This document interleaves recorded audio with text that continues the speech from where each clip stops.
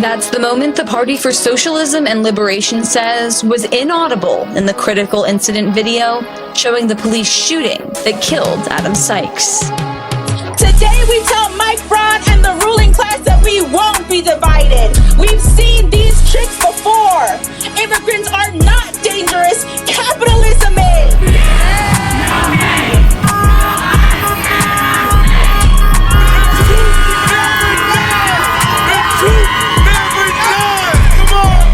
Welcome to another episode of Naptown People's Radio, a weekly podcast brought to you by the Indianapolis branch of the Party for Socialism and Liberation. I'm your host, Dani Abdullah, and I'm joined by my comrade and co-host, Derek Ford. We're here to guide you through the pressing issues facing Indianapolis from the perspective of our people, not our oppressors. And as organizers involved in these issues, we're not just talking about the news, we're making it happen. So Aquarius Moon pulled up to the podcast on this episode to talk to us about our current exhibit, Everybody Wants to be a Showgirl. Not only is this a play on words in the sense that everybody, whether it is Black, white, brown, whatever, wants to be a showgirl and pays homage to Black burlesque in this country and throughout the African diaspora. But everybody wants to be a showgirl doesn't even have to be a girl. As you'll see, masculine presenting people such as Jamar, who are showcased in this exhibit. Now, Aquarius Moon is the creator and curator of Everybody Wants to be a Showgirl. She is an award-winning international burlesque headliner, producer, and dance choreographer featured across North America, Europe, Australia, and Panama, and is also the creator of Metro Cabaret Club out in DC. So if you're in the DC area, you may also want to check out one of her shows there. And it's truly an experience. It cannot be replicated. To be fair, it's also my first time going to a burlesque show. And I told everybody there, I was like, I feel like y'all set me up for failure because nobody can ever compare to this ever again. It was amazing. They were so amazing, all of them. Now, Aquarius sat down with us to talk about the exhibit itself and the inspiration behind it. She also discussed at the time what was her latest show in which she paid homage to Miss Josephine Baker, one of the most well-known burlesque dancers. And I hope that all who are listening truly enjoy this interview. And if you'd like to watch this interview, it will also be available on our YouTube channel. Now, this is our second Black August episode. For those who are wanting to learn more, please check out our last episode. And burlesque, although gaining popularity now in mainstream media by people like Taylor Swift and Cardi B, is still an often misrepresented art form. I was honored to be here for the opening of the Liberation Center's iteration of Everybody Wants to be a Showgirl and heard from the legend Tiffany Cartier, in which she told the story of when she began burlesque in the late 60s, she was in a club after performing and the cops raided the place. Now, Tiffany, who is a white woman, happened to be sitting next to a Black man, and they were both arrested and sent to jail for copulation. Now, mind you, she didn't know the guy, she had never met him, and was accused of committing a sex crime with him. Also, fun fact, Indiana was the first state to make interracial marriage illegal. So I feel like that's kind of on par. Although this actually happened in California, I believe. Hopefully, maybe Tiffany or somebody who knows Tiffany can listen and tell me if I got that wrong. But I believe that story took place in California, but we're in Indiana. So I just had to throw that little fun fact out about Indiana. Well, wasn't she? Is this the time when she was in a cell with the infamous Manson sisters? Yeah. So she went to jail that night, and she said she was sitting in her cell, and the Manson sisters or girls or whatever they were calling themselves were in her cell. And first off, Tiffany Cartier is so funny. She is, I feel like old women who have been through some shit, are just the funniest human beings ever. But that's true, you're funny. I'm an old woman who's been through some shit. I feel like it sometimes. I'm going to be funny as shit in 30 years, honestly. But she did tell the story of she was in her cell, and the Manson sisters were in her cell as well, which I feel like That's California. That's what I was asking. That's California. Yeah. Also, I don't know, man. Sitting next to a Black man, I feel like it's not the same thing as murdering people. Multiple families. Why are y'all in the same cell together? What is going on here? I don't know. But she was saying how they were talking about they like orgasm when they were stabbing people. And like some wild stuff. So Tiffany's been through some stuff. Now, Burlesque is a theatrical parody and often mocks politics and social expectations. And these arrests were and are frequent, which is really, revealing the dark side and the price that many performers have to pay for something that is often presented to us as something that is entertainment only, but in reality is political through and through. It's always been political. It's always going to be political. Have a conversation with a burlesque dancer. Like, those are some of like the most down people that I've ever met. And the ones that I've met so far are amazing. I know they're not a monolith, but the ones that I've met have been amazing. Okay. Now, before we hear from Aquarius Moon, we're going to hear from Derek and the Naptown Breakdown. What do you got for us this week, Derek? Well, I want to start with an update on Dallas Jett. May he rest in power and rest in peace, who was killed by 3 cops on July 22nd. And 2 of the cops were injured, one, more seriously than the other, and taken to Eskenazi Hospital. The headlines, of course, read that they were returning fire, because that's what the cops said. But shortly after the media parroted the police's statements, their narrative fell apart. Turns out that Dickinson, the seriously injured officer, was shot by one of her fellow brave cops.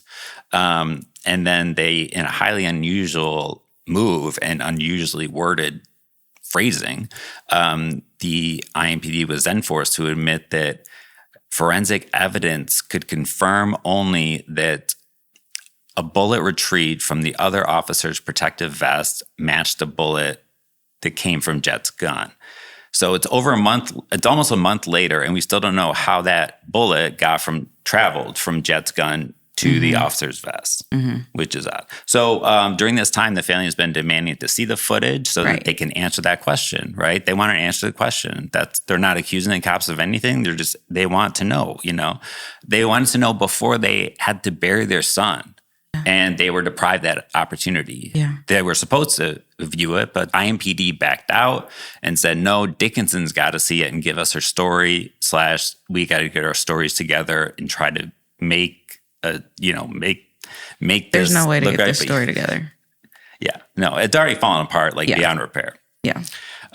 So finally, on August 12th, Dallas's father, Derek Jett, viewed the last moments of his son's life.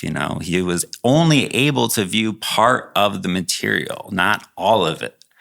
And as Reverend Scruggs, who's the family's Pastor Scruggs, actually, who's the family's de facto spokesperson and a real great community organizer, we had the honor of welcoming to the center a few weeks ago, wrote after Derek Jett viewed this footage, quote, "Here's what the family can tell you.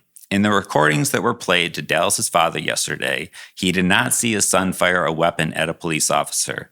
The family does not know what is in the recordings the department would not show him. That is exactly why they want them released." He emphasized again, the family, unlike the cops, are not making any accusations. They want to see all the evidence before they make a determination, right? Seems reasonable, much more reasonable than the cops. Anyone paying attention to the cops this year alone, though, should have at least a very healthy skepticism of anything they say. Just listen to our episodes on Lamonte and Jamar Thomas. By the way, Lamonte's, they still haven't dropped the charges against Lamonte. His court case is coming up next week. And listen to the episode on Sergeant Frazier, who is now, along with the city, being sued by Dailen Brewer for fabricating evidence against him and continuing to reprint lies about him, even after her story was debunked. And so finally, we have to ask the question, right? Why out of all of the available material, the body cam footage, would the cops not show their smoking gun, or at least something that indicates that Jett fired first or fired at all? Right. The only answer I can think of is that they don't have it. Right, because if they did, they would show that. They would show that. Why wouldn't they would immediately release that? Yeah. That's what they would think about. Douglas Carell, the serial killer cop, right? Yep. Who murdered baby G. They released that heavily edited footage, even though contradicted their own story about him running away because he's walking away. Like they even released that just to show that like he had a gun, you know? Yeah. So yeah, I think that we have the answer to that. So that's why we're you know, fighting to have the full footage released to the public, you know, transparency to show it, and find out what the IMPD is hiding. So go to IndyLiberationCenter.org to sign the petition and stay tuned for future actions about that. And then what do the cops get for killing our people and lying about it? Well, according to Joe Hogsett's proposed $1.9 billion budget, they need more money and more resources. So, you know, they're slated to get hundreds of millions of dollars to buy a new North District headquarters, a new fleet of vehicles, and to fund positions, 1,734 positions, 350 of which are not filled. Right. So we're paying for like 350 cops that don't exist. Now, shout outs to the people of Indianapolis for not wanting to become cops. You know, I think it's time for the IMPD and government to recognize why that is. Like this trend has continued. It's because, you know, it's not because it's a dangerous job, although you might get shot by one of your fellow cops. Sorry. and you know, it just isn't that dangerous of a job. There's like, it's like so low in the, you know, in the rankings, but you know, it's because the people know what the cops are and what they're about, and they don't want any part in that. You know, the budget proposal also came at a time when we learned that one cop is on administrative leave because he abused the invasive and unnecessary flock cameras Indy has throughout the city for quote unquote personal reasons. Now, they're not naming the cop, they're protecting his identity. And all they're saying is personal reasons, but basically he's probably a stalker. And he was formerly patrolling Indy's east side. So Indy East Siders, we don't know if there's a real East Side or not, but East Siders, be safe. Watch out for all cops, but especially this protected one they're protecting for, you know, like probably stalking his ex-girlfriend or something, and you know, like has happened, right? So in 2025, the city and county signed a $6 million contract with Flock, the private tech company firm that expires at the end of next year. So we should talk about this more in a later episode. But Absolutely. you know, it's good reason that it's not like people aren't shooting them down across the country and like, you know, damaging them because they're wild, they're crazy, right? It's because it's an invasion of privacy and it's costing people lives.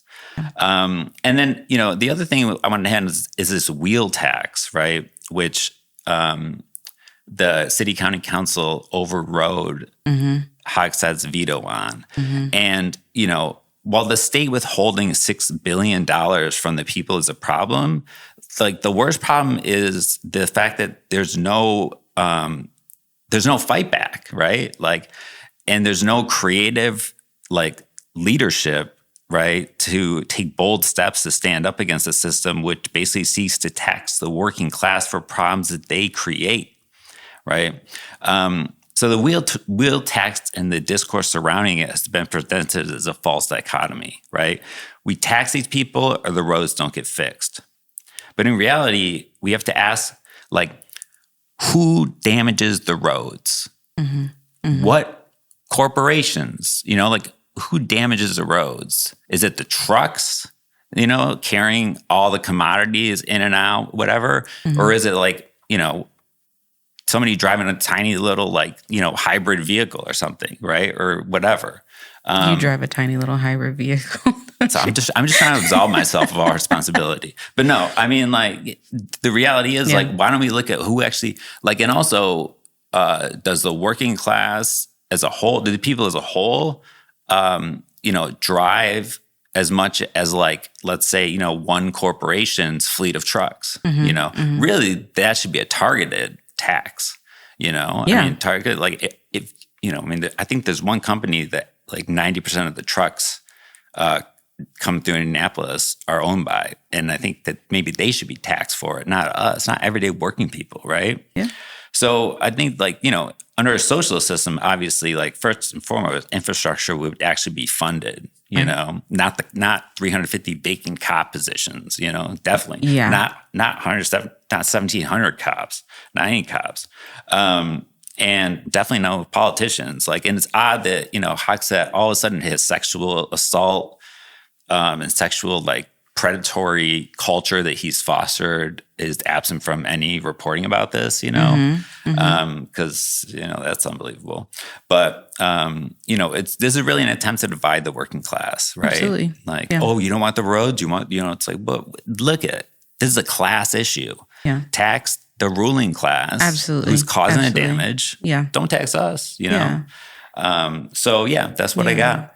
I mean, listeners, I think I haven't said it in a minute, but like I've said this on here before. I'm tired of playing Mario Kart every time I'm driving down the road. So like, don't get me wrong, I'm all for fixing the roads, but it would make so much more sense to me, and I think for a lot of people, like, why are you taxing me? I don't have any money. First off, for real. I don't know where you're gonna. What's that phrase from? You can't bleed a turnip. Like I don't know where you're gonna get this money from. But like, there's a billionaire in this city. We have a billionaire in this city. We have millionaires, multiple, in this city. Tax them. It's wild to me that the United States thinks that it thought that it was possible to go to the moon and went to the moon, but doesn't think it's possible to tax billionaires. Like, what is happening here? Like, y'all can literally shoot for the moon, but you can't tax millionaires. And like, have decent roads. Yeah. Or public transportation. Like, this would all be... The closest bus stop to my house is like a 30-minute walk. Like, that's not feasible. I mean, and I have neighbors who catch the bus and they just walk for 30 minutes. But like, that's a bunch of bullshit. That's unacceptable. Like, what is going on here? That you have to walk 30 minutes just to catch the bus. So yeah, people have to have cars. A lot of people have to have cars in this city.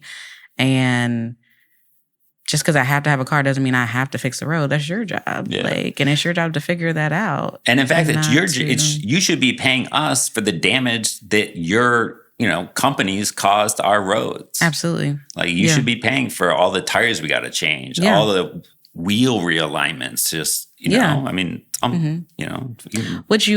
think there is actually a way that you can do that. You can but it's like hard and complicated, and you'll never actually get it. And I was gonna say, and like the chances of them actually following up with you are pretty slim. But in theory, you can tell the mayor you can recover some like portion if you're. I don't know. Yeah, we can look into that more and get back to you about how impossible it is. And we could, Derek definitely can, because Derek needs to actually like hit them up for a couple $100s. But I mean, I'm thinking about that. I'm thinking about also like 350 cops that don't even exist, and yet we're paying for them. And the more and more that Hogsett was speaking at that meeting, the more irritated I was getting. One of the things that they said were like, they're giving $15 million to DPW. And I was like, you mean like the $15 million that you stole from DPW a couple years ago? You're going to give them their money back? Okay, great. Like, yeah, probably because we were like snowed in for like days, for like a week. Like, we have a comrade, Riley, who is in a wheelchair. Like, and Riley cannot go to class, cannot come to meetings because they're in a wheelchair. And the not only were the roads like horrible, but like the sidewalks, right? Like, they literally couldn't leave their home. Like, yeah, I bet you are giving DPW their $15 million back. Actually, why don't you take some of that money from IMPD and give it to DPW, because DPW actually does work. Department of Public Works, if you don't know what DPW is. But they actually do work. Like, we actually need them. I don't need the cops. No. I actually need the people who are like working on the roads and like getting rid of the like snow and things like that, right? Like, we need them. So like, let's give them the money. What are we talking about? And then I'm thinking about these flock cameras and like, I think it's so funny whenever I hear about people like shooting them down. That like cracks me up every time. But I mean, when I lived in Baltimore, it was like, there weren't flock cameras, there's cameras everywhere, and like throwing rocks at them was like a pastime. Yeah. It was like, it's like what you would do when you would hang out. Of course, Derek was out here like just knocking off down. I'm not saying I did. I participated. I'm just saying. Okay. It was a thing people were doing people that. Around me maybe did. People were around you were doing that. Okay. Not Derek, but other people were doing that. Okay. But I'm thinking about Nolan Wells, and I'm thinking about so many people in Mississippi in particular, but like really all over the country. But like, I think it's up to 9 at this point. Black people in Mississippi have been quote unquote, found hanging in trees. And for some reason, no one knows what has happened to them. 2 of them were like automatically ruled as suicide, which like, I'm going to be that guy for a minute. Black people absolutely do kill themselves. I'm not going to say that Black people don't kill themselves. Black people do not hang ourselves from trees in Mississippi. Right. Like that is not a thing. And for some reason, these flock cameras are not working when Black people are being hung from trees. Like, these flock cameras are not meant to actually help us or protect us. Apparently, they're used for cops to stalk people. Yeah. That's what they're there for. Yeah. They're not meant to help the community. They're not meant to help people. They're just meant to, like, make our lives even more miserable and make our lives harder. And make us pay more money, for speeding or, whatever. Absolutely. Keeping up with traffic, actually. Yeah. Because for there to be multiple murders unsolved, and these cameras, for some reason, can't be used to, like, figure out what happened. Yeah, like, get out of here. That's not for us. And another example of that is Dallas Jet. Right. Where are those flock cameras? Come on, see that footage. Where's the footage? How did this? They won't even show us the body. Like, just come on. Whenever I hear that statement of, like, a bullet from his gun was found in this vest, I'm like, I don't want to sound like my mother, but I'm like, did the bullet get up and walk into his vest? Like, there's no way. Led to believe. Like, what do you mean a bullet from his gun was in his vest? But he didn't shoot anyone. It's like a U.S. bomb was found, exploded on the ground in Iraq. And 350 people were died. Right. Excuse me. They wouldn't say that. But they wouldn't say murdered. I wonder if, like, the U.S. dropped that bomb and killed them. Yeah. Like, what is... So, I mean...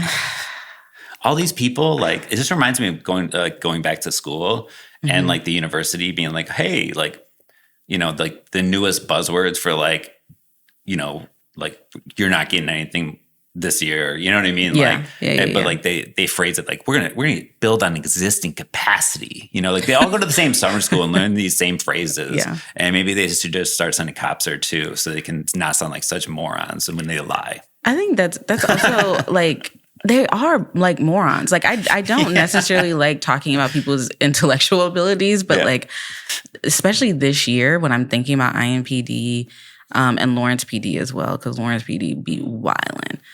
Again, I live on the far east side. I live on the real east side, y'all. Lawrence PD be wildin'. But Dallas Jet also was killed on the far east side. Not by Lawrence, but by IMPD. But like, I'm just like, sometimes you hear them talk or you hear them do stuff and you're like, you're dumb. Like, you're not smart. Like, that's why you went into this career, because you are not intelligent. I'm thinking about the cop who, like, ran up on Noah a couple months ago and was like, took the blowhorn and was like, what are you doing? Yeah. What are you doing? And like, that's the question that I have for all of IMPD, all cops. Like, what exactly are you doing right now? Because I really want to just be a fly on the wall and like, because why did your fellow officer shoot you? Why did your fellow officer shoot you and then blamed it on someone else who didn't shoot their gun somehow the gun was shot or something, or the gun was... He didn't shoot his own gun. Yeah. Actually, do we even know if the gun was shot? They didn't say shot. I was going to say, did they like take the bullet out and like put it... Like, I'm like, and this sounds so like wild and conspiracy theorist, but I'm also like, what is happening here? Yeah. What happened? The answer is always the simple. It's like the simplest one. It probably is. It probably is super simple, but yeah. Well, I mean, as simple as like somebody being dead could be. Yeah. And having 9 bullets in them. Right. When there's like no evidence at all. Yeah. And they're not even claiming that they're not even claiming that he shot them. Yeah. Which is like very telling. And the cops they're all alive still. I mean, come on. Yeah. Right. They're alive. If it's such a dangerous job, you signed up for it. Like, what are you going to do? Now you get shot and cry. Meanwhile, it's one of your fellow officers. Like, come on. You got no right to complain about anything. She's got to quit her job and come on Naptown People's Radio so we can... You are invited. Yeah, all cop. Yeah, because we'd love, take a good look, long look in the mirror first and ask yourself, what the fuck am I doing with my life? Yeah. No, and if you really want to keep doing it, then maybe don't come on, but don't come you on. know, Yeah. I don't actually want like a cop or on here. Or in this place. Yeah, you're not allowed. But yeah, I mean, we have a sign on the door. Blue's Clues prepare me for a lot of things. But, Beautiful. But I don't know if it prepared me for like the statements that keep coming out from IMPD about Dallas Jet. Cause I'm like, I can put a lot of these clues together, but like, I don't know. I need Steve from Blue's Clues to help me out here. And all the propaganda, like Paw Patrol, you know, it's not like kids are smarter than that. And, you know, they can't transition to Paw Patrol to like this kind of BS. So yeah, I'll just leave it there. Yeah. Yeah. Man. Okay. But I mean, I think it's beautiful that like, okay, we're coming together. Like the fact that like the Jet family is, first off, what a like I can't imagine. I feel like I probably say this even if it's not on the podcast, but whenever we work with a family who is a victim of police terror, and after they watch the footage, like I genuinely am I don't know how they do it. And I wish they didn't have to do it either. Yes. To see your child or your brother or, you know, whoever's last moments.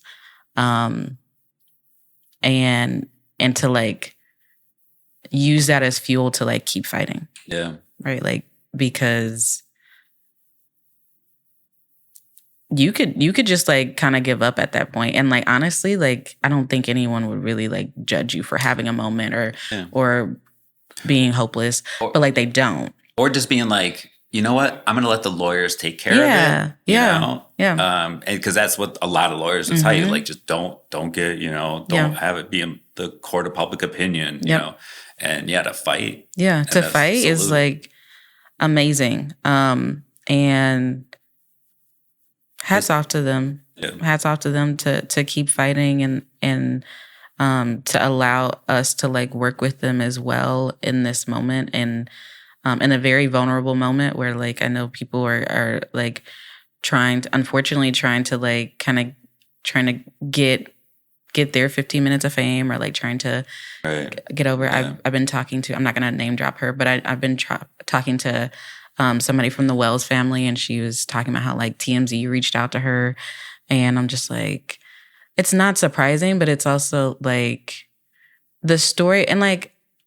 The story that TMZ is going to tell is not about like who Nolan Wells was as a person or like, right? Like it's the drama, right? Yeah. And again, as these people like keep fighting for their loved ones and keep trying to figure out and get the answers and also like helping others as well. Hats off to them and kudos to them. And they give me inspiration all the time. Yeah.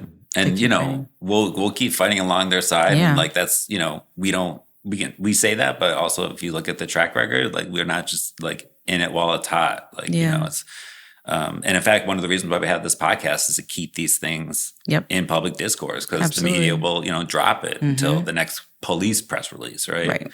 Yeah. Absolutely. And, you know, later on, in this episode, you know, I speak with Leon Benson about our upcoming Common Unity 3 series of events, you know, which also kind of speaks to a lot of this. Mm-hmm. Okay. Yeah. All right. Well, that's it for the Naptown Breakdown. We will be right back after the short break.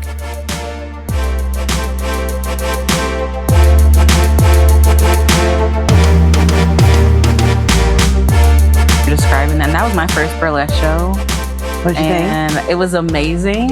It was everything. I was like, I didn't know what I was getting into going in. Love it. And it was all of those things. Everybody brought their own flavor to it. And there were some that were sad and some that were like very serious and then funny. I've never, what did they call it? I've never seen a stripper puppet before. You know? Genius. And now I have. That was genius. That was so innovative. Mm-hmm. To have that creativity to be able to do that is amazing. So yeah, okay, all of those things. Okay, and you're right. I wanted to ask that question because there are so many who don't know what burlesque is or have this maybe like very Hollywood idea of what is burlesque. I mean, if we're talking about Taylor Swift or Megan Thee Stallion, or I think even somebody else recently just did one. But another Summer Black Walker. rapper, Summer Walker. Yeah. So there's this Hollywood idea of it, but now from the people's perspective, those who are actually like, this is an art form. Oh yeah. Yeah. I think it's a technical skill. Yeah. It's an art form. I think it can be a sport. Yeah. Absolutely. You're talking about competitions, and I think it's very similar to drag. Like we have competitions and festivals and conventions, and it's an underground art form that I think has been dying for a long time, but it's not dead. No. It's not going anywhere. No. And I mean, and we're going to make sure that that's how we're here. Yeah. Absolutely.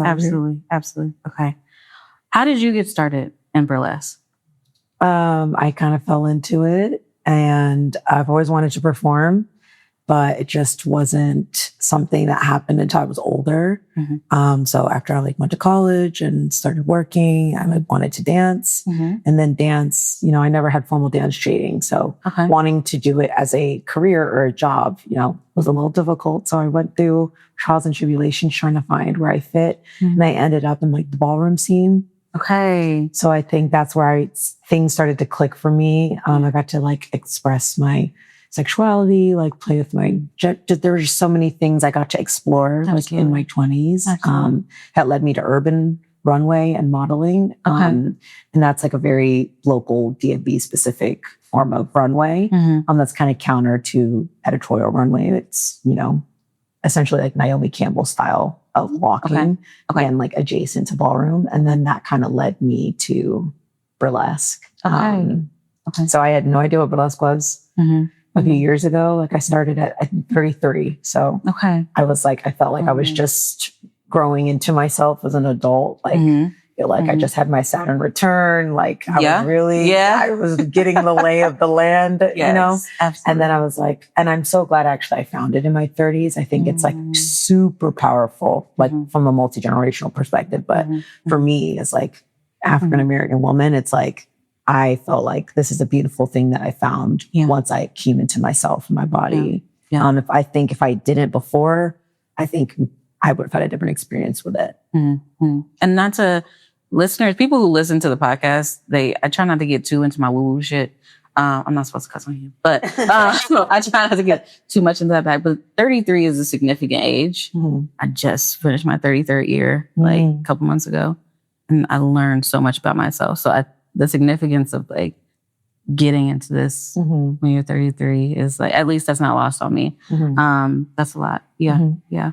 And from what I'm learning about burlesque, because I'm learning along with listeners, but I really was I had an idea of what burlesque was before the exhibit and before I met you and LSD and Twirl and all these beautiful people that I've gotten to know over this weekend. But there's liberation within burlesque. Oh yeah. And which is beautiful. Which is also why I'm so excited to talk about it on the podcast. So that's beautiful. I love that. Can you tell us about the exhibit? How did you get started? Anything that you want to share with us? I think the exhibit is just a love letter to burlesque performers across the world of the Black experience that are alive. We definitely have legends that have passed on, but I think when it comes to preserving history, Black history, any form of history, right now that's under attack, whether it's through the government, whether that's through social structures crumbling, those things are at threat. And so for me, as the economy was getting a little tougher, meaning shows were closing due to, there was COVID. So that kind of totally restructured everything. Right. And then now I feel we're in this post-COVID era where, venues are a lot more expensive. It's a lot harder for artists to be able to create art, to be able to pay their bills. And so I was okay, I need to work more. But it's do I need to work more, or do I need to make sure my energy is going in the right direction? Because when I was doing my research, a lot of legends that participate in this art form, there's no 401k, there's no savings, there's no retirement. And I want to learn from my elders. I don't want to be I don't want to die a starving artist. I don't. And so to me, I don't know why. I just felt like preservation was the route I was going to take. Okay. I had a quick career, meaning I like rose quickly because I think I had a background. And again, ballroom, I got a commercial modeling agent. And so I was able to travel the world. I've been around a few times and I've been able to see so many versions of it across the world. Yeah. And what I see is that there are people, all different demographics that do it. I don't know if that's what's portrayed in modern media. Yeah. And particularly when it comes to Black history, the institutions that have preserved this rare art form, they very rarely have a lot of Black artifacts. A lot of times when there are pictures of showgirls or shake dancers, Black shake dancers from the 50s and 60s, they don't have a name. Yeah. And right now I'm working on a project with some of my archival mentors to use our connections on the internet to like name these women, find their families. Due to safety and culture, sometimes people didn't want to be named. Yeah. Their families didn't want to be associated because some people think this is a beautiful art form. Some people think it's sex work. Yeah. Some people think we're restaurant strippers. Peekaboo coined, Yeah. coined that term the other night, like restaurant strippers. So sometimes it could be the family. Sometimes it could be like one of the costumes that we're sitting next to. This is not a Black performer, but this is a Indiana specific performer. And this was sitting in a theater box for 50 cents. And it just happened to be picked up by an anthropologist that looked on the inside of the costume and saw the tag. Wow. She looked up the tag, and it was this performer. So I think the history is being lost due to all these things that are at play. And because I kind of have my 15 minutes of fame, I won some queen competitions. I got a little publicity. I'm like, okay, well, let me take this moment to like turn the light to what we really should be talking about, which is like our history needs to be preserved. Another thing about art is when it comes to any type of performance art, when it comes to movement, we're still kind of seeing the tradition, even within art that's being cut, like ballet, contemporary dance. That's where the funding goes. Never in a million years before now do we really see modern structures supporting this type of performance art. I've been very fortunate in DC that I have lovely partners at Dance Place Theater, at DuPont Underground. They've welcomed burlesque and they've welcomed this version of burlesque that allows for Black bodies, fat bodies, disabled bodies, queer bodies, and putting them on stages with real light technicians, real sound engineering, and giving us the resources to allow the creativity to flourish and impact the community at large in a positive way. So it's a love letter basically to performers. I always want to center the Black queer experience in that. But I also want to just talk about the beauty of the different geographic areas in which this underground art thrives. It always thrives because I think resilience is in this artwork, like to participate in it truly, like if it's your lifestyle, like you're living a resistant lifestyle. Absolutely. And so you're going to connect with other agitators and you're going to find other comrades. I love that you call everybody comrades. I'm definitely adopting that. Yes. Side note. Please do. I'm like, no, but yeah, I just felt like right now, and then like the first time I did it in February was during Black History Month, like there were National Guards in DC. Like I just felt like, yeah, we need to be throwing shows, but I think we have to go have a little bit more substance. It can't just be for the community. Like the community, meaning the artists, the general public is also crying out for a connection. Absolutely. So this is kind of like our time to step up and say like, hey, we're here and you can be with us. Well, and I think that something that we often talk about in the PSL is like how all of our struggles are connected with one another, right? And so like, you know, we'll use this example of like, if only Black people are fighting for Black people, if only gay people are fighting for gay people, which I don't know where I would be in that because I'm Black and gay. But but like if we're siloing ourselves, then like we're actually not going to get. It's not going to work. Yeah, it's not. Work. It's not. I know, and Indiana has a very very tumultuous racial history. Absolutely. And like I was telling you before the podcast, I think it's beautiful to see this weekend of the integration that's occurred. Yeah. It's truly been diverse. And I also want this exhibit to be a love letter to the power of Blackness. Oftentimes, I think in institutionalized settings, meaning in museums and galleries, Black trauma is centered and the Black struggle is centered. and the joy is extracted for drama instead of the joy leading. And then we work our way through how the joy was built. Absolutely. Obviously, it was built through struggle and trauma and pain. Yeah. And through that, through the concrete, like the flowers came. So that's why there's kind of flowers spread out throughout the gallery. Mm-hmm. It's just this idea of like, we can grow through anything. Yeah, absolutely. I think there's also just something to be said about Black people throughout the diaspora of like, we can always, I know there's this like saying that like Black people don't take nothing serious. And like, and it's not that we don't take anything seriously because we do, right? But like you said, right, we can find joy and like laughter in the darkest of places, right? And I'm thinking about like this exhibit in particular and like how there is so much joy in this. Like last night, there was so much joy and laughter and happiness in it. And like, I know she was joking, but I think she was also serious of like talking about like her geriatric hips and like she's serious, like her hot flashes. And I just like appreciate that also as someone who is getting older, right? I'm not in my 20s. One of the best things in the dressing rooms when I travel is listening to like women and femmes talking about premenopause or their hormonal shifts. Yeah. Like I'm barely getting that on the internet. And so I'm like hearing it's also, I guess when I entered my 30s, I never thought there'd be a space where like I could like grow more.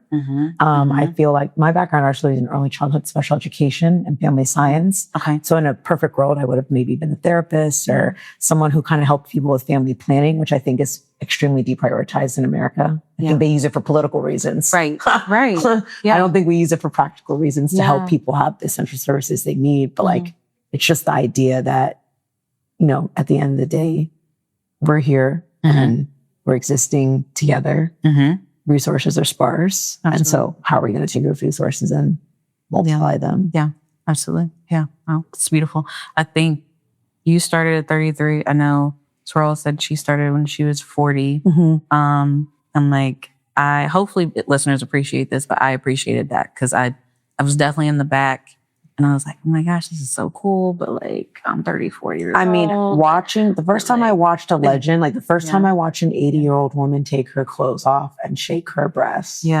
Blew me away. Well, I mean, I was Tiffany last night. Blew me away. Yeah. Like I was like, what am I watching? Yeah. Yeah. And to me, I think the spectacle of burlesque today, especially with AI, is like, look at this real body. You got to get into the pubic hair, get into the stretch marks, get into the gray hairs. Absolutely. It is going to become more of this is a human person having a real, true experience in front of me. And it's sad, but also I think that's why it will never go away. It's like dance, like music. It's like it will withstand the test of time. Because we're humans and we need to connect. Absolutely. I had that same thought of last night of like, oh my God, these are real bodies in front of me. It's not like on TV where I don't know. Or manicured or, right. I'm like, what is altered? What is, right. No matter how I feel, the roles are going to roll. Whatever I have to give is like what it is in the raw. Absolutely. Yeah. And I think people, particularly when I travel across the United States, there's so much shame. There's so much internal shame. And so the shame of seeing someone like me or you take our clothes off and be unharmed, I think is extremely uncomfortable for a lot of people. Yeah. Very uncomfortable. Absolutely. So some people can be uncomfortable and sit with it and be like, why do I feel this way? Yeah. I think some people can go, I've heard experiences of people being like, hey, my friend has never like had any type of self-pleasure and, they watched you on stage, have a good time. Like obviously all we're doing is playing, but allowing people to have joy in whatever way they want to. So it's a very magical experience. It is a magical when it's experience. done in safe spaces. Yeah. Yeah. When it's done in safe spaces. I love that it started off with like, don't touch the performers. Oh yeah. Consent is mandatory. Consent is mandatory. I think it's also a great place. Like burlesque is an intersection of like, I think sex work, kink, art, dance. And so for me, doing this art was a lot of the first times I learned publicly in communal spaces about consent. I've never in my life heard this term used except in these spaces. Yeah. Meaning, going into a show or a space and for 5 minutes, someone saying, hey, we're going to explain to you what's happening in here. There are monitors. There are people here to watch for your safety. There are people here if you need something. And these are the rules to engage with people in this space. I think that's incredibly radical and powerful. And I don't think we educate people on these things. And then when tragedies occur or when abuse happens, there's this gap of knowledge where like, did we, as in group spaces and third spaces, which I know are dying, but are we taking the time to educate one another and have honest conversations around how we treat other people? Yeah, absolutely. No, it was everything. It is everything. Like it's a creative space, and there's also just not a lot of like creativity left. Yeah. Not a lot of creativity left. I'm always in awe of people who are like creative and in these spaces and being authentically themselves. And like, it's also a healing space. And I'm a healer in multiple ways. I'm a healer as in like, I help people heal themselves, you know? And it was definitely like a healing space. Like you could feel that last night. You could feel that, during the opening as well, especially like, it's like, man, Ancestors is live in here right now. Like it was beautiful. Yeah, absolutely. So we start with the ancestor altar. Yeah. And I think that's, we always have to start with our ancestors, you know, because where would we be without our ancestors? I mean, they walked till I could run. I mean, like nobody's throwing milkshakes at me. Yeah. You know, not to say I'm not going through things, but even to hear Tiffany Carter, like at the opening discuss, you know, in the 60s and 70s, how she was treated. Yeah. It's important to like know the culture. And I think also when you take time learning about history, when those human things happen where you make mistakes, you might veer off path. It's easy, even though intention is different than impact, there's still the understanding of like, my intention is to understand, and I'm going to do everything in my power to, you know, not cause harm. Yeah. And also like we don't have to reinvent the wheel, right? Like somebody done already learned that lesson for us. Exactly. So like, let's just learn from them. Yeah. Absolutely. And like learning that a lot of times in the space, again, it's like women and queer people. So I'm learning a lot about the family dynamic. Like a lot of them have had estranged families. So like just learning about how they were able to balance business and family. These are lessons I think also that come through the history. Like how did they live? How did they survive?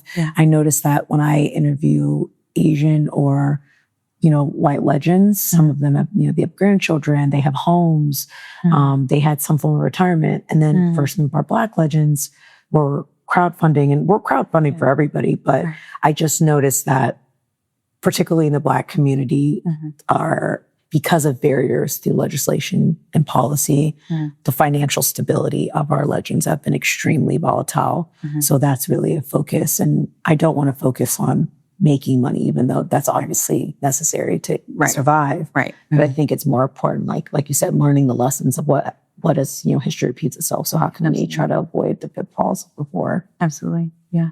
I was going to ask, like, I think you touched on this really well. I was going to ask, you know, why Indianapolis? But, you know, part of it is like you said, it's important to, yes, this is the history, right? This is our history. But also like, how is it being incorporated today? And I think Indiana in particular, including Indianapolis, has a history of segregation. And like that still is unfortunately very present, happening. Yeah, that's still happening today. And so like for this to be a conscious effort to like integrate, and for us to be able to witness that, especially here in Fountain Square, but like hopefully just in the entire city. Like, and like it was on the Chitlin circuit, you know? So again, Georgia, who's the producer of the weekend of the show, we're talking about like recreating the Chitlin circuit. So, you know, for the last 3 years for Juneteenth, I've been able to travel across the country in these all Black weekenders. So it started in Chicago. And again, there's some magic happening in the Midwest right now, like post-COVID. I mean, magic obviously through trauma, but you know, was in Chicago last year. Incredible. I was in Minneapolis last year and this year. You know, I'm here now. And so there's something happening in these Midwestern cities that I think, again, we were talking about red states, because the policies are becoming more stringent, then the community response to that has just been magic. And it sucks that it has to be that. But I think the positivity of that is like when I travel all across the country, I think I've been to 36 cities this year, 9 countries. Oh my gosh. 3 to multiple continents. Don't you hate flying? I hate flying. Okay. I hate flying. Okay. All right. I think it's a spiritual lesson I have to learn anyway. I travel all around. Yeah. This is definitely one of the strongest community organizing cities in the United States. And from my experience, and again, like I said, there's just something magical about the spirit of the people here and people's ability to come together, regardless of identity, coming together on the shared values of putting humanity first. Yeah. Like the bare minimum is like putting humans first. Yeah, absolutely. And the planet, of course, but I feel that here so much. And when I passed through, the first time I came here was 2 years ago. I was about to headline a show, and I was very nervous about how it was going to be responded. And I did like an 8-minute fan dance to Country Roads because I'm like, I don't know what Indiana's going to give. So I'm going to give them a little country. And they loved it. Yeah. And I'm like, I've had such preconceived notions, I think, of the Midwest because I'm from the East Coast and I was just told everybody here is racist. Yeah. And there's no Black people here. Yeah. And that's not true. No.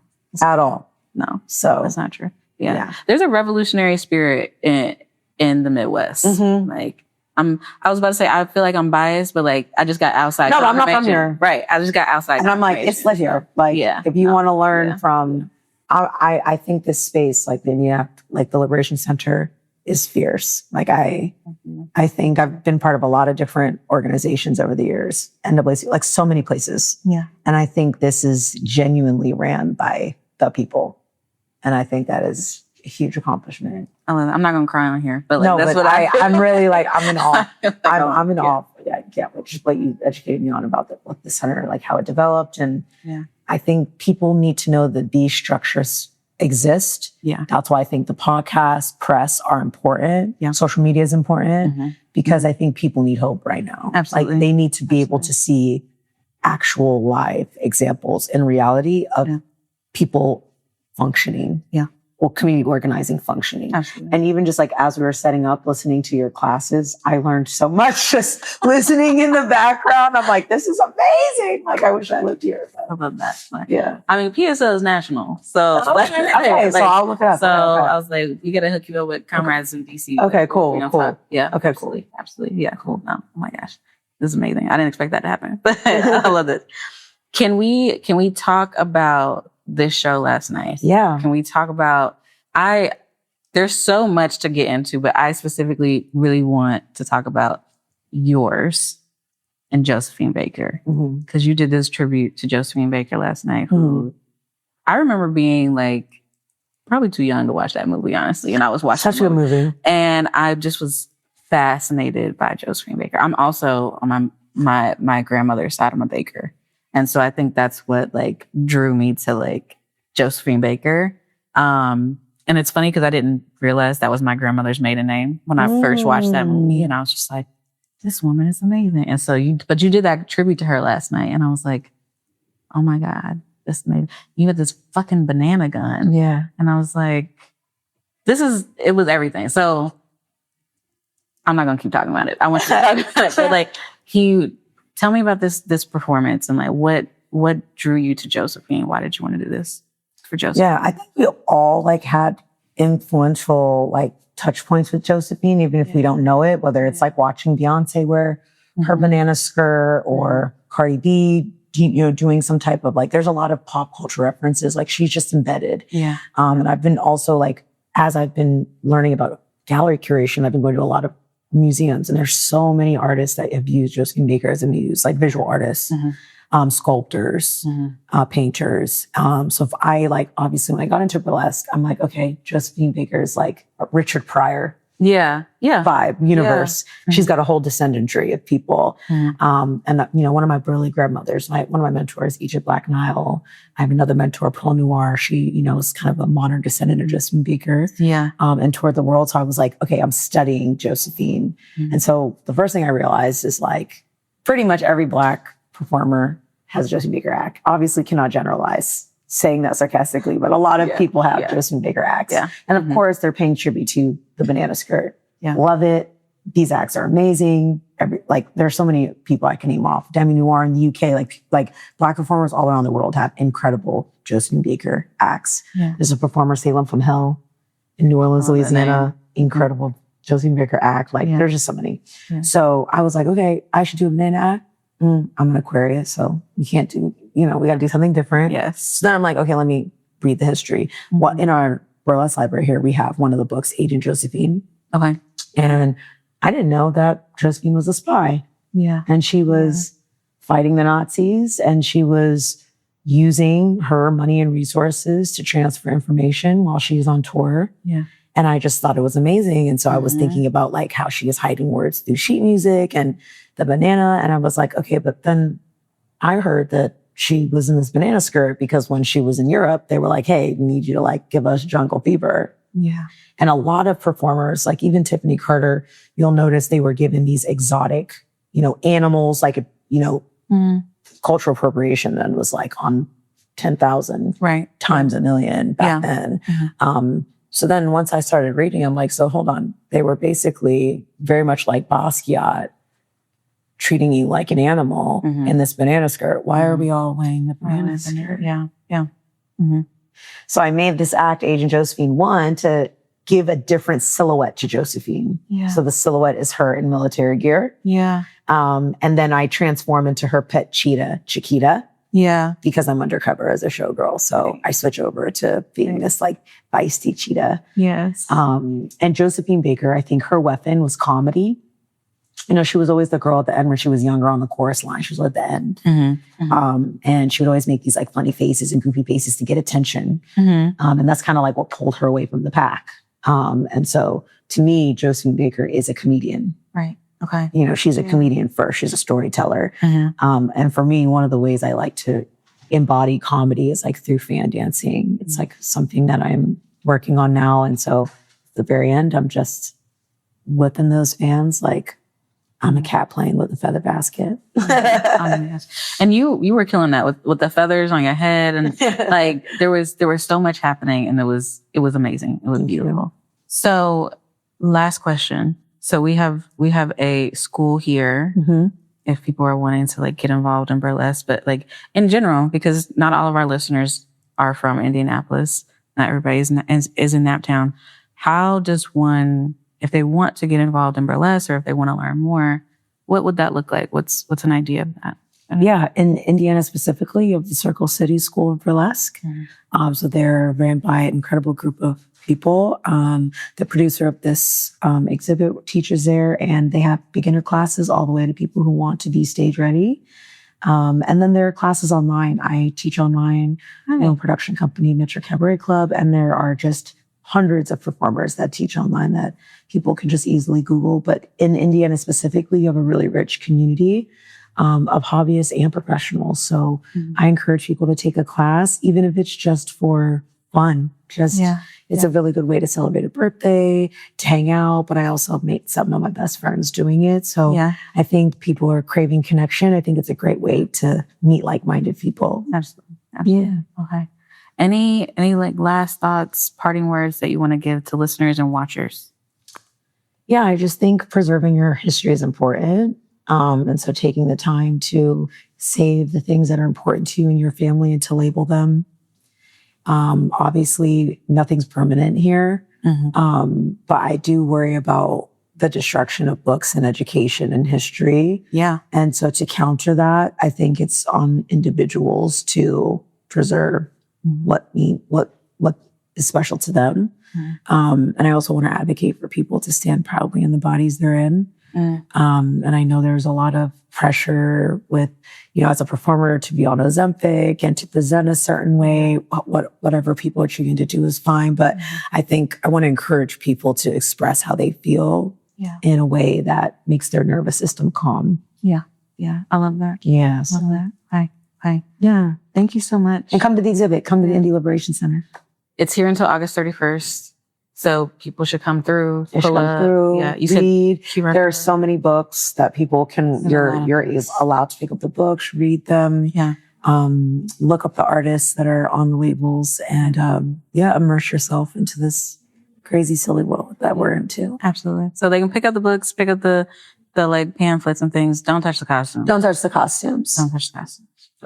Yeah. I feel like it's the same thing. You can't touch the performers. But you can get up close. Like I really, I really want people to get into the intricate details. All of these are handmade, so custom made. So that's wild. That's wild. So, okay. Hey, yeah, beautiful. Thank you so much for being here. Thank you. I really enjoyed hanging out with all of you over the weekend. No, it's been amazing. Great. It's been beautiful. Yeah. Okay.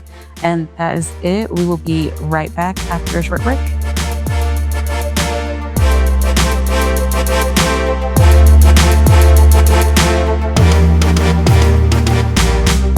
All right, and we're back on Naptown People's Radio, and we are honored to be joined for this brief segment by Leon Benson, who was the first person exonerated by the Marion County Integrity Unit once it was established. And although, as he says, he's the first person, he is not the only person that needs to be exonerated. So, all right, Leon, hey, it's always good to talk to you and chop it up. How you been?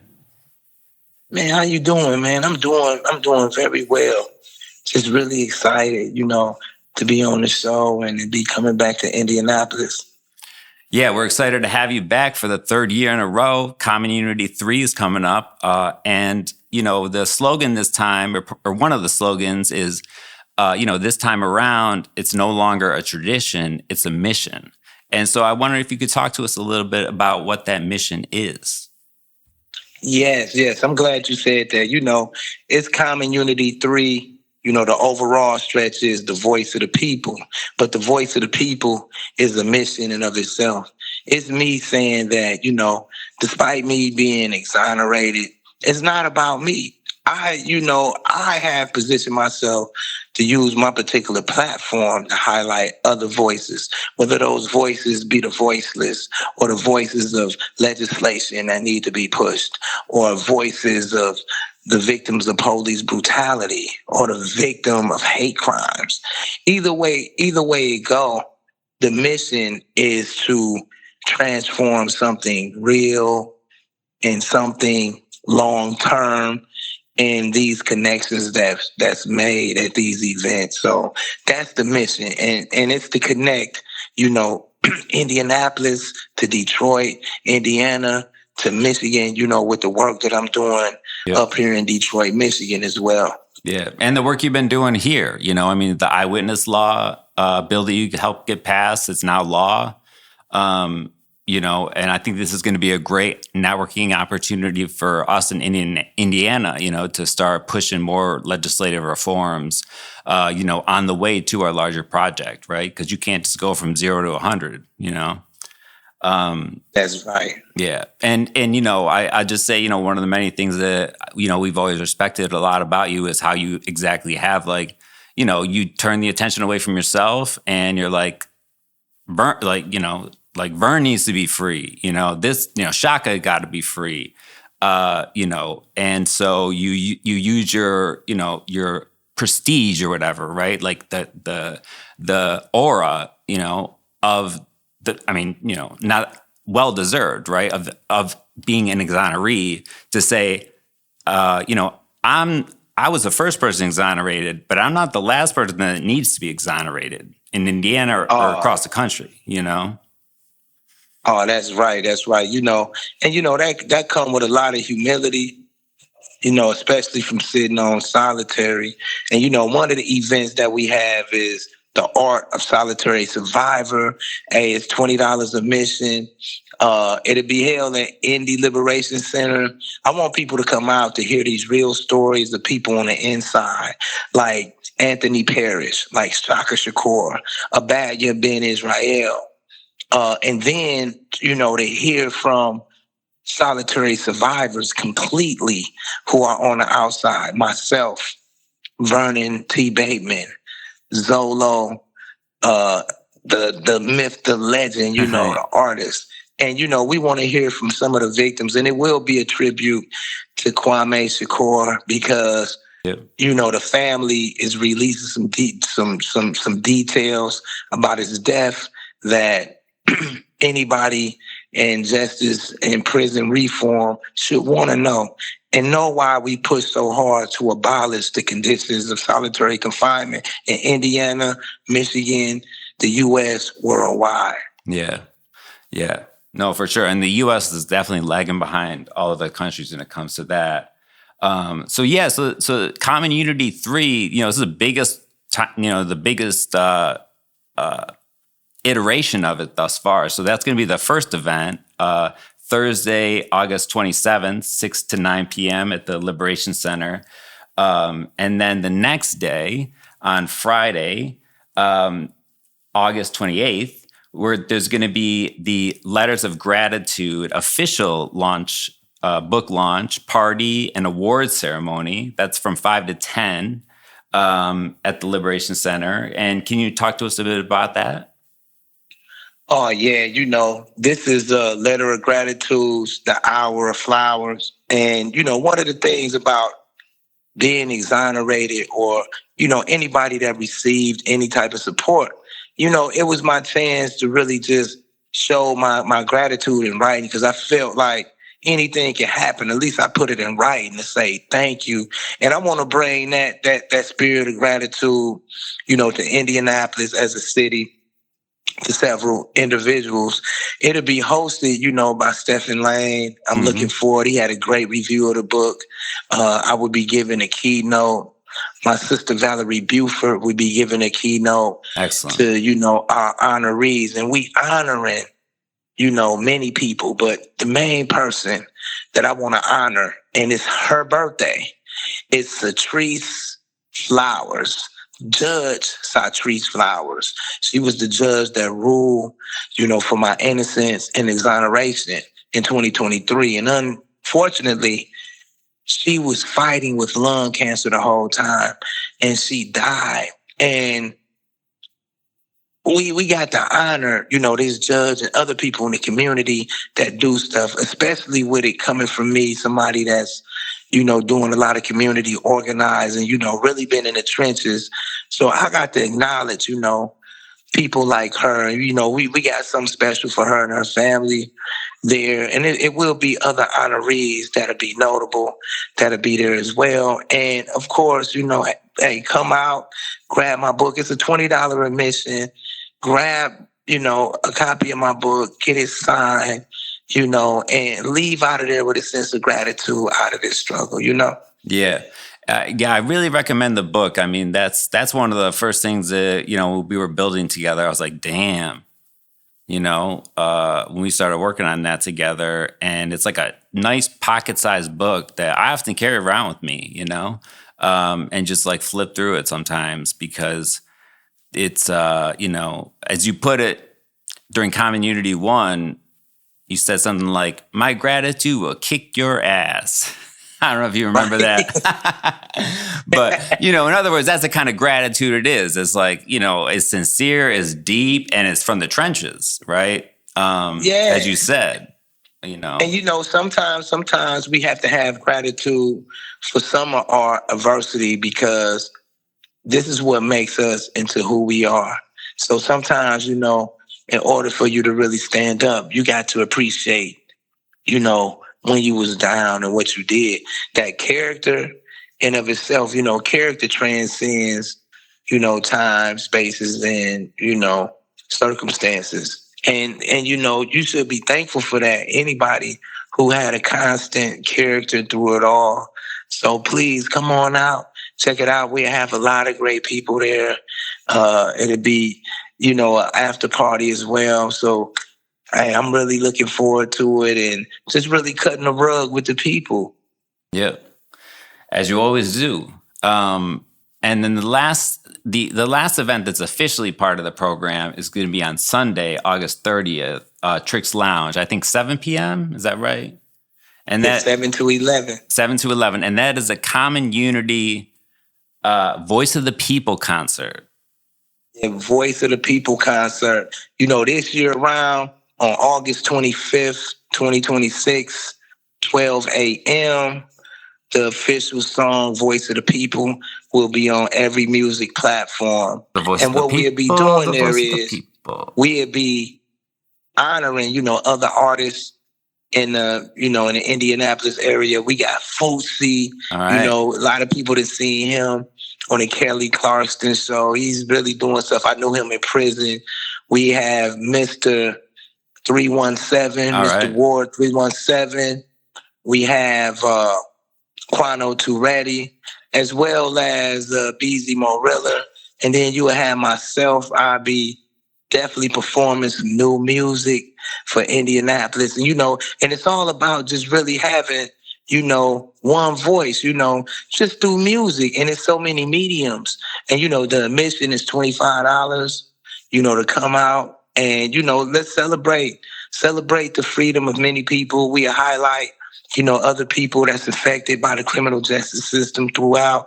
It'll be some honors to local fallen, Indianapolis rappers as well. So I'm really looking forward to it, man. We're going to have fun, man. It's going to be fun. Yeah. All right. Yeah, I am too. The last time Common Unity 2 was the first time we did a show, and it was remarkable. And I loved all the performers, and it just shows that the struggle, we call it the struggle for a reason, because it's hard, but there's joy. There's joy in it. There's beauty in it too, and that's what keeps it going. It's not all it's not all drudgery. No, we find moments of joy and joyful expression. And I think your music does that well. Plus, that song's just been stuck in my head since 2024. But before you go, I definitely want to let the people know we got a serious press conference. It's some things that must be expressed, to the city of Indianapolis, to the state of Indiana. When it comes to the wrongfully incarcerated, about, what goes on the inside. And I'm looking forward to having other exonerees with me, to highlight what they got going on. And, it's another, address too with me and Colleen Bunch Shane, which is the sister of the victim.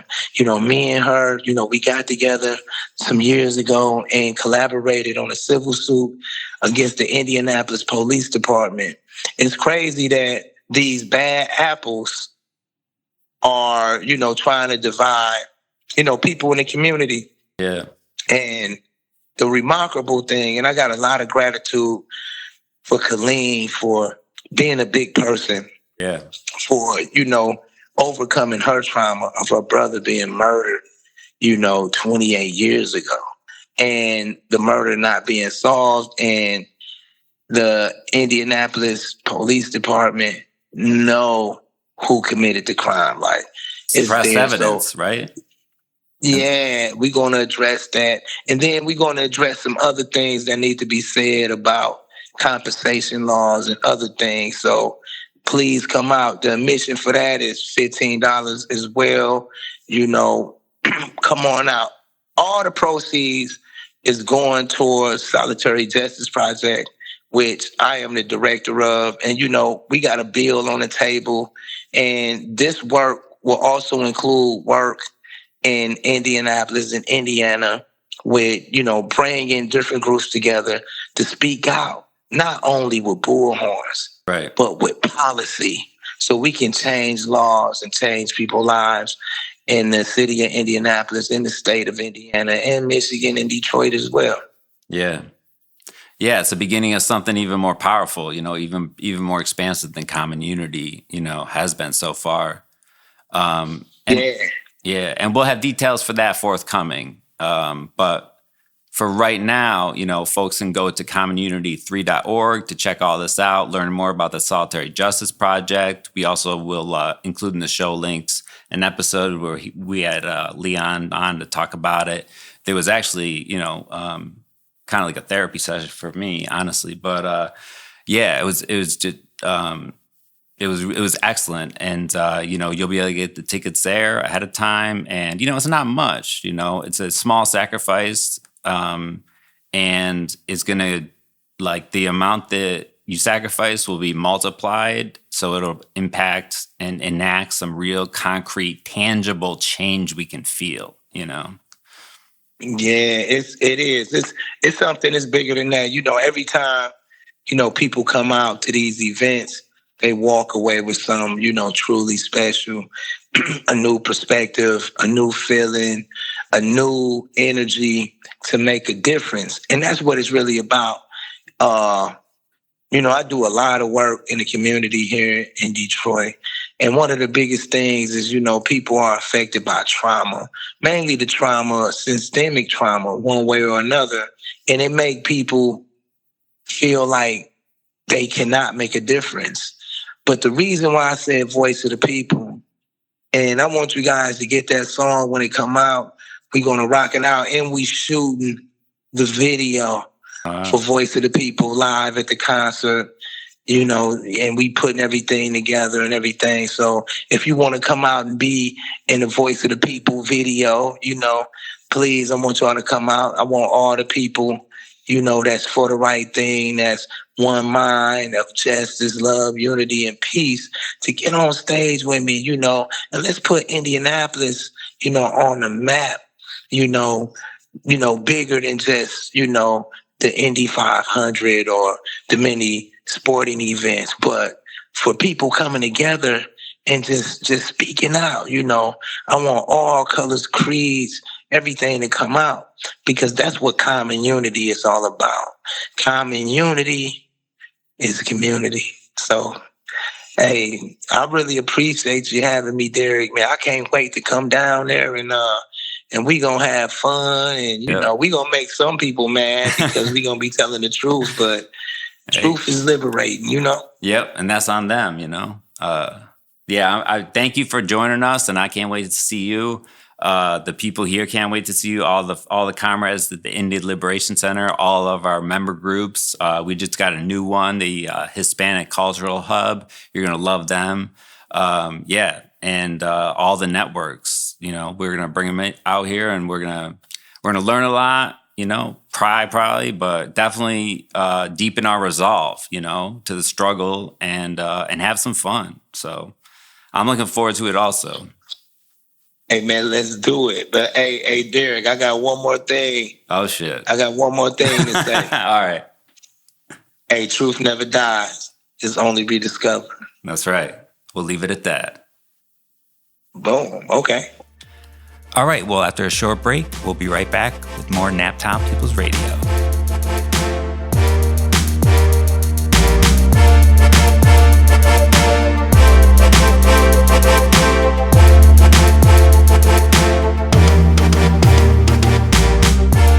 We're back on Naptown People's Radio. Well, I hope that, everybody enjoyed that, hearing from Leon Benson, as well as that amazing interview with Aquarius Moon.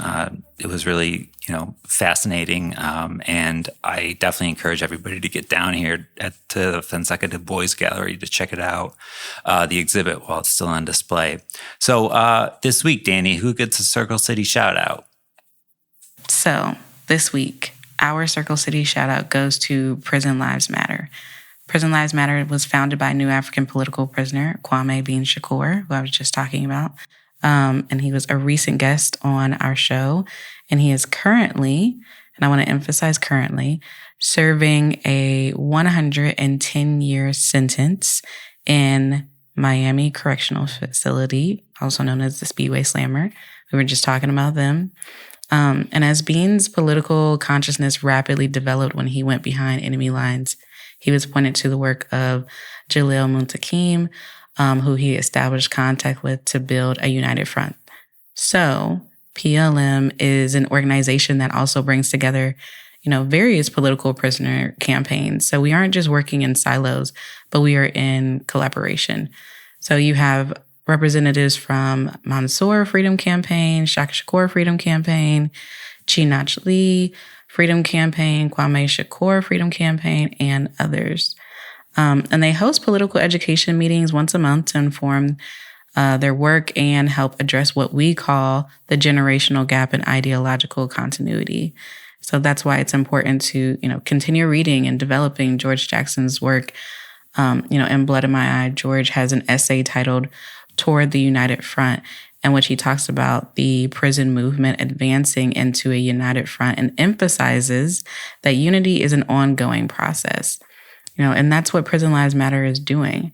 And we are honored to work with them and have all the confidence in the world that they will indeed play a key role in freeing our comrades behind bars. So shout out to Prison Lives Matter. Yeah, shout out to Prison Lives Matter for sure. I was able to attend one of their meetings, and we read an excellent piece by George Jackson, Toward a United Front, from Blood in My Eye, so the book that was released after his assassination. And it was really generative, and it's just a really great project. And of course, we were honored to do the video shoot for Kwame B. Shakur and Playboy of the Greats, Pray, here a couple weeks ago. And I think that the next section of that video shoot will be in early September, maybe. So that should hopefully be out by the end of September. So in addition to Common Unity 3, that series of events that's coming up, and you can get your tickets, commonunity3.org. We have on August 20th an author talk with Sid Schroyer, who wrote a book called When Once Destroyed, about a small Indiana town that refused to, go by the wayside as development occurs elsewhere. On the weekends, we have, always Circle City Sangha meetups are free, open to everybody, novices, whatever, no faith, whatever faith, 9:30 a.m. to 11 a.m. Also, August 22nd, we have our Corn Festival 2026 with our newest member of the Indianapolis Liberation Center, the Hispanic Cultural Hub. So we're really excited for that. The next day on Sunday, we have the second installment and last installment of our Reading with Comrades, Shackled and Chained, Mass Incarceration in Capitalist America. That's 1 to 3 at the center. You should show up. Even if you weren't at the first one, even if you haven't read the book, definitely show up. Emancipatory Motions, Yoga for Liberation is also Sunday, 6 to 8 p.m. Be sure to sign up online for that. That's important because that way Senna knows, our instructor, who's amazing and just such a lovely person, knows that you're coming, and we know how much space to clear out. So that's it for another episode of Naptown People's Radio. If you found today's discussion useful, pass it on, leave a comment, wait for our next episode to drop. Show us some love, please, at naptownpeoplesradio.com. Put a support in a period before that. We hope to see you at any or all of the events that will be taking place here and at Common Unity 3. If you have a suggestion for the show, feel free to email our producer, who we always want to shout out, to Dakota and to Lucas for their hard work, making this happen. The road ahead is long, but we walk it together. Study with your people, build with your community, and always remember, theory without action is paralysis, but action without theory is chaos. Once again, I'm your host, Derek Ford, here with my comrade and co-host, Dani Abdullah. Stay dangerous, stay disciplined, and stay in the struggle. We say all power to the people. That means that we are our own liberators. We don't depend on nobody else. We depend on ourselves. And we take responsibility for ourselves. And therefore, we step up for our organization. Those that have proven by their actions and their practice that they represent for us. All power to the people in peace. Collaboration. We act as if there's a scarcity of rights. If gay people get rights, women can't have rights. But that's not true.